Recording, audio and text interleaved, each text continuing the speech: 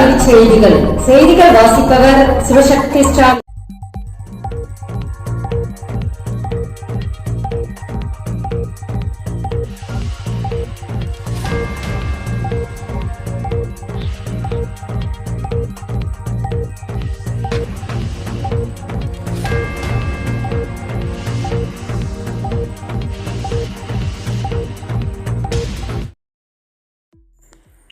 அரசு சட்டக் கல்லூரியில் முதல் முறையாக ஐடி இணைய பாதுகாப்பு பாடங்களுக்கு உதவி பேராசிரியர்கள் நியமிக்க முடிவு.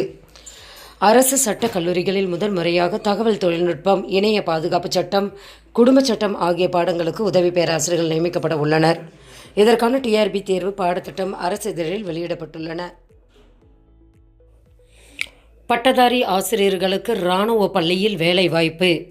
இராணுவ பப்ளிக் பள்ளிகளில் பட்டதாரி, முதுநிலை பட்டதாரி ஆசிரியர் பணிகளுக்கான அறிவிப்பு வெளியாகி உள்ளன.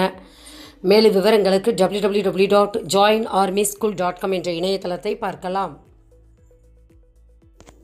அண்ணா பல்கலைக்கழகத்தில் ப்ராஜெக்ட் அசோசியேட் காலி பணியிடங்கள் தேர்வு கிடையாது, நேர்காணல் மட்டுமே, விண்ணப்பங்கள் வரவேற்பு.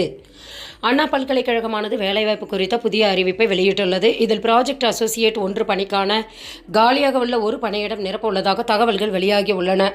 மேலும் விவரங்களுக்கு www.annauniversity.com என்ற இணையதளத்தை பார்க்கலாம். ஜேஇஇ முதன்மை தேர்வுக்கு விண்ணப்ப பதிவு தொடங்கியது. நவம்பர் 22ஆம் தேதி வரை அவகாசம். மத்திய உயர்கல்வி நிறுவனங்களில் சேர்க்கை பெறுவதற்கான ஜேஇஇ முதல்கட்ட முதன்மை தேர்வில் பங்கேற்க இணையதள விண்ணப்ப பதிவு தொடங்கியுள்ளது. மாணவர்கள் நவம்பர் 22ஆம் தேதிக்குள் விண்ணப்பிக்க வேண்டும் என்று NTA தெரிவித்துள்ளது.